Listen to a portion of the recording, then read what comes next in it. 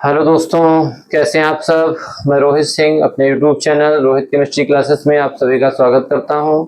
और आज हम लोग कक्षा 12 रसायन विज्ञान में यूनिट सेकेंड विद्युत रसायन से आज हम लोग संक्षारण टॉपिक पढ़ेंगे, जो कि बहुत ही महत्वपूर्ण है और पेपर में पूछा जाता है कि लोहे पर जंग लगना या संक्षारण की क्रियाविधि को समझाइए। तो जल्दी से सभी लोग वीडियो को शेयर कीजिए, लाइक कीजिए और आज हम लोग पढ़ना स्टार्ट करेंगे।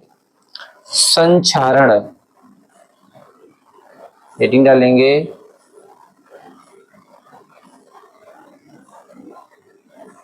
संक्षारण इसको इंग्लिश में बोलते हैं कोरोशन।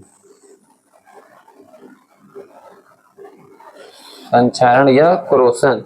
देखिए, जो संक्षारण होता है आपने दैनिक जीवन में देखा होगा, कहीं कोई लोहा नम वायु के संपर्क में है और उसकी जो ऊपरी सतह होती है वो धीरे धीरे क्या होने लगती है, नष्ट होने लगती है और उस पर एक भूरे रंग की लेयर परत चढ़ जाती है, जो कि आपकी क्या होती है, वो फेरिक ऑक्साइड की एक परत चढ़ जाती है, जो उसको जो है धीरे धीरे उस लोहे की सतह को धीरे धीरे क्या करती है, नष्ट करने का काम करती है, जो कि होता है जंग रस्टिंग जिसे कहते हैं। और यह प्रक्रिया जो होती है कहलाती है संक्षारण।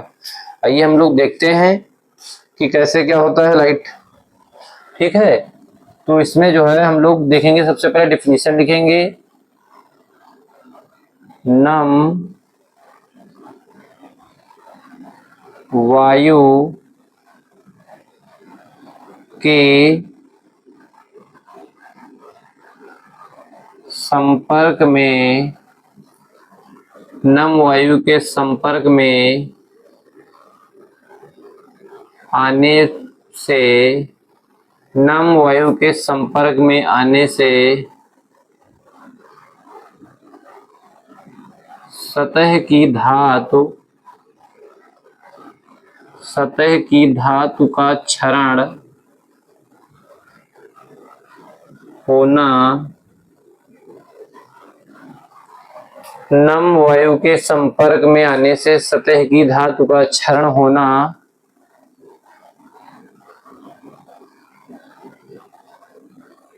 संक्षारण कहलाता है। संक्षारण कहलाता है जब भी कोई धातु जिसकी सतह क्या होती है, वायु के, नम वायु के संपर्क में, यानी वायु में क्या होनी चाहिए, नमी होनी चाहिए, नम वायु के संपर्क में आता है तो सतह की जो धातु होती है वो धीरे धीरे क्षरण उसका होने लगता है और यही प्रक्रिया कहलाती है, संक्षारण कहलाती है। जैसे जैसे लोहे पर जंग लगना, जैसे लोहे पर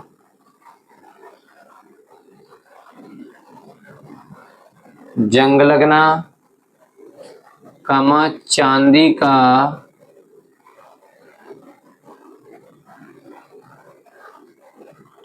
का बदरंग होना, यानी कि उसका रंग उड़ जाता है, चांदी हल्की हो जाती है, उसका रंग जो होता है, कलर होता है, शाइनिंग, चमक क्या होती है, हल्की हो जाती है। चांदी का बदरंग होना, कमा तांबा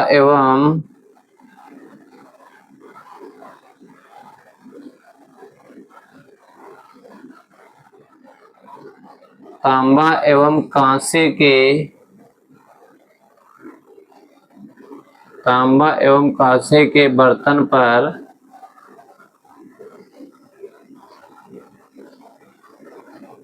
हरे रंग की परत का, हरे रंग की परत का निर्माण होना। ये सभी जो एग्जाम्पल हैं संक्षारण के ही हैं, ये कोई आवश्यक नहीं कि लोहे पर जंग लगे तभी संक्षारण है। चांदी का बदरंग हो जाना या तांबा एवं कांसे के बर्तन पर हरे रंग की लेयर या परत चढ़ जाना या उसका परत का निर्माण हो जाना, ये सब कुछ संक्षारण के अंतर्गत ही आता है। वास्तव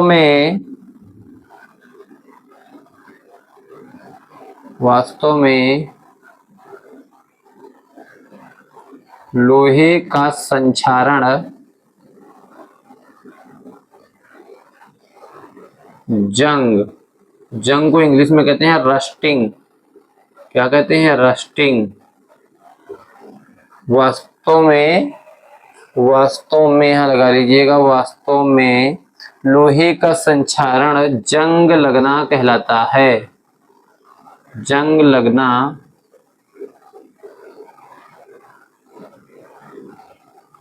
कहलाता है। यह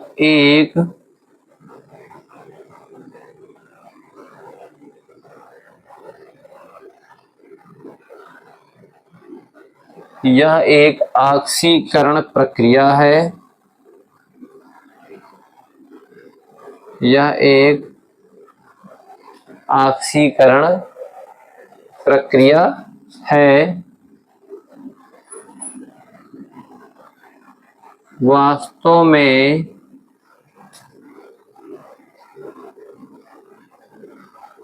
लोहे पर जंग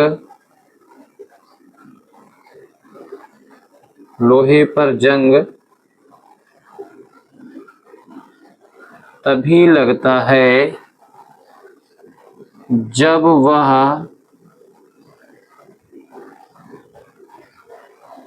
वायु की नमी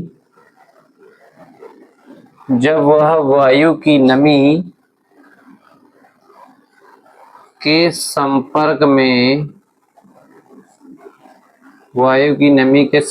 में आता है।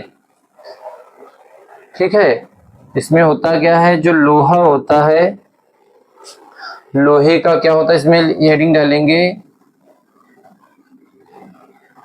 जंग लगने की क्रियाविधि। जो आपके सिलेबस में संक्षारण में है वो जंग लगने की क्रियाविधि।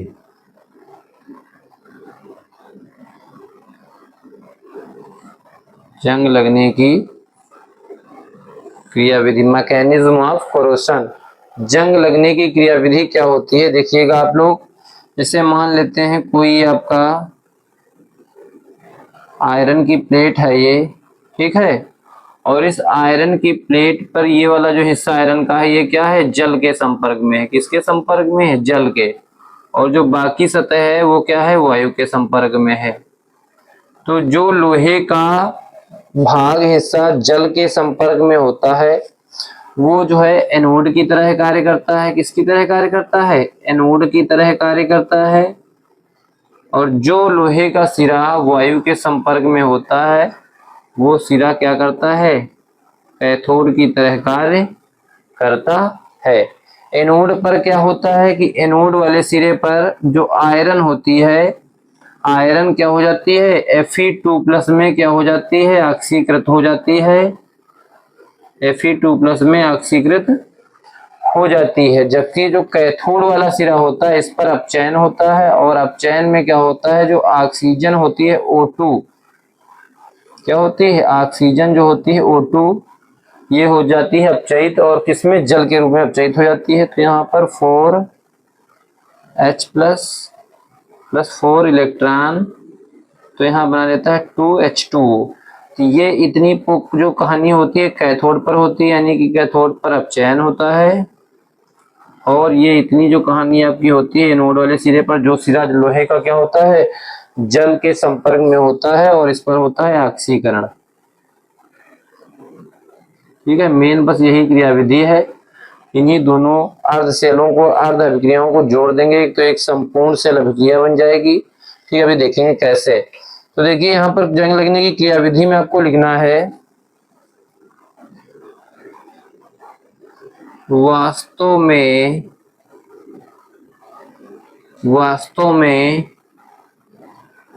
लोहे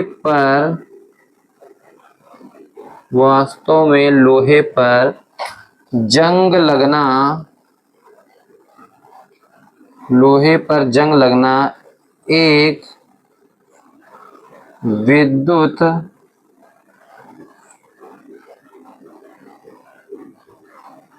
विद्युत रासायनिक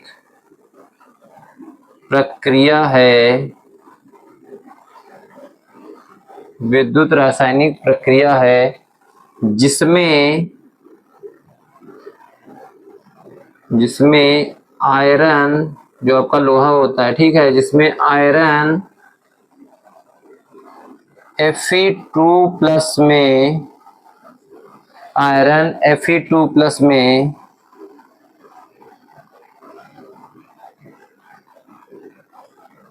ऑक्सीकृत हो जाता है,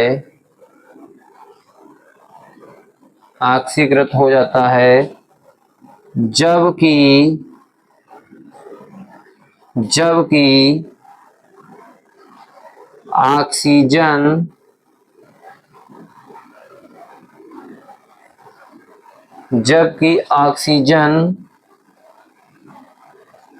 ऑक्सीजन जल के रूप में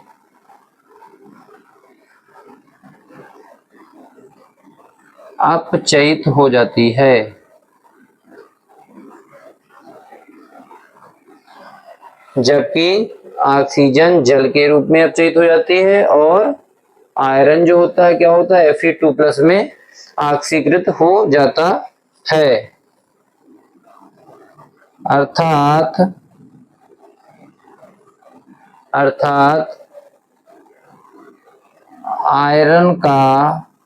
आयरन मतलब लोहा, ठीक है, आयरन का जल वाला भाग, यानी कि जो लोहे का आयरन का जो हिस्सा जल के संपर्क में है, ठीक है, आयरन का जल वाला भाग, या इसको नमी वाला भाग भी बोल सकते हैं, जल वाला भाग एनोड का निर्माण करता है,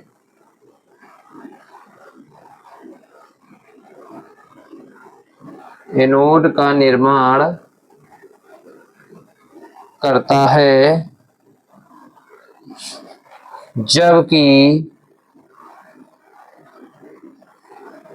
वायु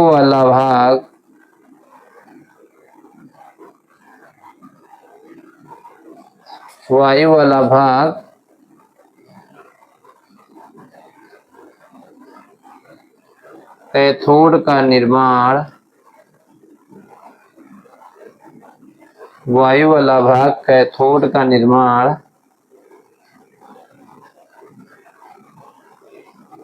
करता है, ठीक है। वायु वाला जो भाग है यहाँ पर देखिए, जो लोहे के संपर्क में आयरन के है वो कैथोड का निर्माण करता है, और जो आयरन का है लोहे का भाग जो जल के संपर्क में, नमी के संपर्क में, वो एनोड की तरह कार्य करता है, एनोड का निर्माण करता है, ठीक है।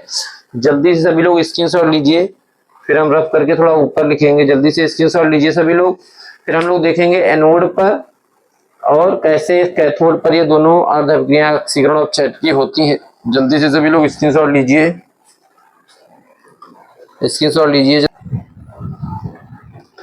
आप देखेंगे एनोड पर कैसे ऑक्सीकरण होता है। एनोड पर क्या होता था, एनोड का निर्माण कौन करता था, यहाँ पर चित्र में अभी हमने आपके सामने बनाया था, लोहे का वाला भाग जो क्या होता था, नमी के या जल के संपर्क में होता था, तो एनोड की तरह कार्य करता था। और एनोड पर क्या होता था, आयरन जो थी वो Fe++ यानी Fe2+ में क्या हो जा रही थी, ऑक्सीकृत हो जा रही थी। तो यहाँ पर एनोड पर होगा क्या, Fe, और Fe ये जो है Fe++, और यहाँ पर जो है 2 इलेक्ट्रॉन निकले होंगे, तभी आयरन जो है Fe2+ में बदला होगा, और ये जो है Fe2+ में ऑक्सीकृत हो गया। और cathode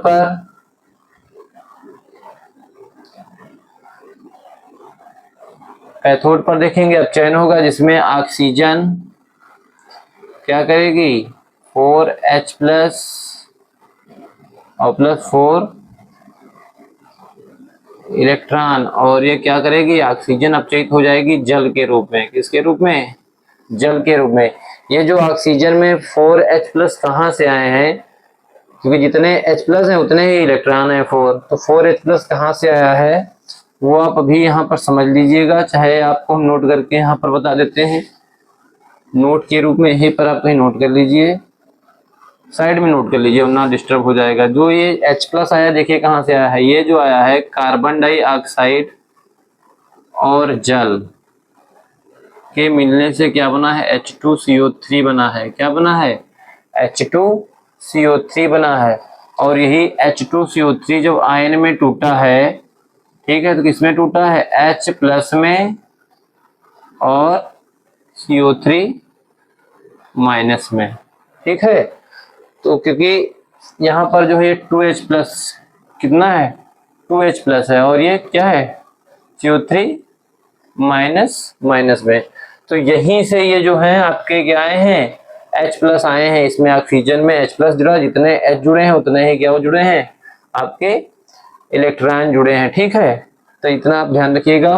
oxygen plus 4H plus और प्लस 4 इलेक्ट्रॉन यहाँ से बना, किस रूप में ऑक्सीजन अपचयित हो गया, जल के रूप में। आप देखिए दोनों समीकरण जो है बैलेंस है कि नहीं। इलेक्ट्रॉनों की संख्या यहाँ 4 है, यहाँ कितनी है, 2। तो इस पूरे समीकरण में क्या कर देंगे, 2 से मल्टीप्लाई कर देंगे। और जब इस समीकरण में 2 से मल्टीप्लाई करेंगे तो ये 4Fe हो जाएगा। ये कितना हो जाएगा, 4, और ये कितना हो जाएगा, 2Fe प्लस प्लस, और ये हो जाएगा 4 इलेक्ट्रॉन। जैसे ये 4 इलेक्ट्रॉन होगा तो इससे इस 4 इलेक्ट्रॉन से ये कट नहीं जाएगा। ये समीकरण आप देखिए ऐसे बन जाएगी। ये समीकरण कैसे बन जाएगी, ये बन जाएगी 2Fe, और यहाँ पे देखिए 2Fe प्लस प्लस और प्लस बन गया है 4 इलेक्ट्रॉन। देखिए ऊपर। अब फिर से ये कैथोड वाली रिएक्शन नोट कर दे रहे हैं यहीं पर, oxygen plus 4H plus plus 4 electron, और ये अपचयित हुआ था 2H2O में। क्योंकि यहीं पर डायरेक्ट कर देते तो आप कहते कि कहाँ से क्या हो गया। ठीक है, पहली समीकरण में 2 से मल्टीप्लाई करेंगे तभी इलेक्ट्रॉनों की संख्या दोनों में बराबर हो पाएगी। 4 इलेक्ट्रॉन से 4 इलेक्ट्रॉन क्या हो जाएगा, कट जाएगा। और देखिए कुछ कटने वाला और कुछ नहीं कटने वाला। इसमें देख लीजिए, अभी इस रिएक्शन को नोट कर लीजिए, लाइन खींच लीजिए यहाँ पर, और इसमें जोड़ दीजिए, लिख दीजिए 2Fe प्लस ऑक्सीजन और प्लस क्या है 4H प्लस, क्या बना इधर 2Fe प्लस प्लस और प्लस क्या है 2H2O। ये जो आपकी पूरी जो है सेल अभिक्रिया बन गई। कैथोड और एनोड पर जो अर्ध अभिक्रियाएं हो रही थी उन दोनों को जोड़ दिया तो ये संपूर्ण सेल अभिक्रिया बन गई। ठीक है, अब इसमें क्या होगा, वायुमंडलीय अभी जंग नहीं बना है। ठीक है, इसमें क्या होगा, वायुमंडलीय ऑक्सीकरण होगा। जब वायुमंडलीय ऑक्सीकरण होगा तो ये देखिएगा यहाँ पे 2Fe प्लस प्लस और प्लस क्या है 2H2O प्लस ऑक्सीकरण होना है यहाँ पर, हाफ O2 रिएक्शन में भाग लेगी और यहाँ पर बन जाएगा Fe2O3 प्लस 4H प्लस। देख लीजिएगा Fe2O3 ऑक्सीजन, देखो 2 3 आए हैं तो यहाँ पर 3 ऑक्सीजन है और 4 हाइड्रोजन जो है H प्लस के रूप में बाहर हो जाएंगे। अब यही Fe2O3 जो है, Fe2O3 क्या करेगा, जल के अणुओं से क्रिया करेगा। जल के अणु आपके X हैं। ठीक है, और इस तरह से यहां पर बना लेंगे Fe2O3 इंटू X H2O, और यही जो आपका है क्या है, जंग है। क्या है, यही आपका क्या है, जंग है।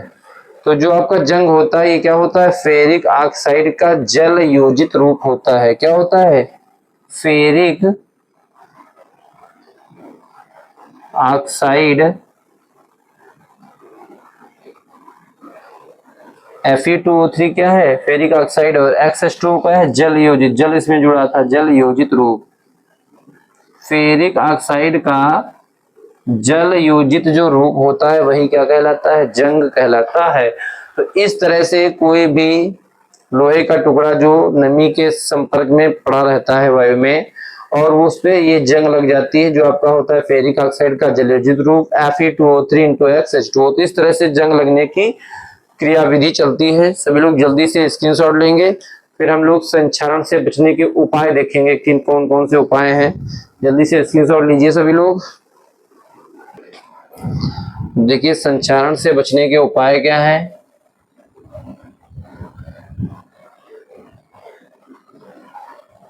संचारण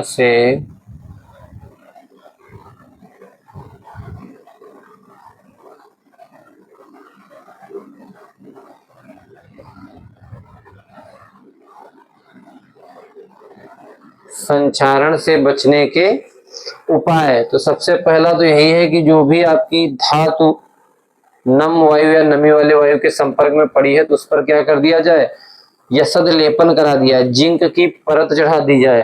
ठीक है, तो यहां पर लिख दीजिएगा धातु की सतह पर जिंक यानी जस्ता जिसको बोलते हैं की परत चढ़ा देने पर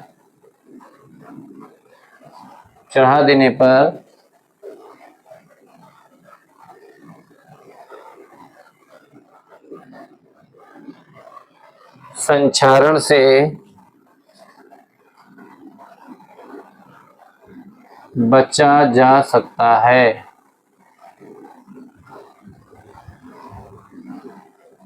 ठीक है, धातु की सतह पर जिंक की परत अगर चढ़ा देते हैं तो उससे संचारण से बचा जा सकता है। दूसरा पॉइंट, धातु की सतह पर ग्रीस लगाकर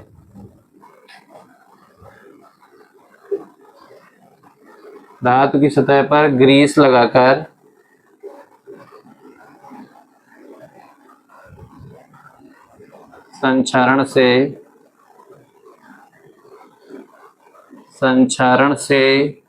बचा जा सकता है।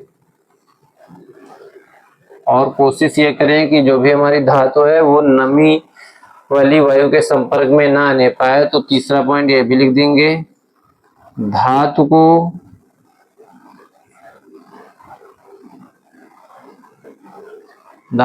नम वायु के